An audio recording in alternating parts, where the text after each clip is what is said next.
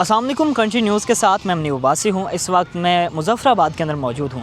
मुज़फ़्फ़राबाद के नीलम sports complex के अंदर हुकूमत आज़ाद कश्मीर और पाक फ़ौज के बाइमी इश्तराक से एक फैमिली फ़ेस्टिवल का जो इनेकाद है वो किया गया है, जिसमें मुख्तलिफ़ किस्म के स्टॉल्स भी लगाए गए हैं और इस फेस्टिवल को मार्के हक बयान मरसूद से मंसूब किया गया है और यौम दिफा के मौके पर इस फेस्टिवल का जो है वो इनेकाद किया गया है। मुख्तलिफ़ खाने के स्टॉल्स हैं, कल्चर से जुड़ी चीज़ें हैं, म्यूज़िक है और इसके साथ साथ जो मुख्तलिफ़ डिपार्टमेंट हैं आज़ाद कश्मीर हुकूमत के, उनके ज़ेर एहतमाम ये जो फेस्टिवल है ये लगाया गया है। और इसमें मुख्तलिफ़ जो स्टॉल्स हैं उन पर खाने पीने की अशिया के साथ साथ जो आज़ाद कश्मीर के कल्चर से जुड़ी चीज़ें हैं और स्पेशली जो आज़ाद कश्मीर के खाने हैं वो भी इन जो इस फेस्टिवल के अंदर मौजूद हैं। इसके अलावा जो रेस्क्यू 1112 के जो एहलकार हैं उनकी जानिब से एक स्टॉल जो है वो लगाया गया है, जहाँ पर तमाम तर जो एमरजेंसी की सूरत में जो आलात इस्तेमाल किए जाते हैं उनकी नुमाइश यहाँ पर की जा रही है। इसके अलावा जो असले की नुमाइश है वो भी यहाँ पर देखने को मिल रही है।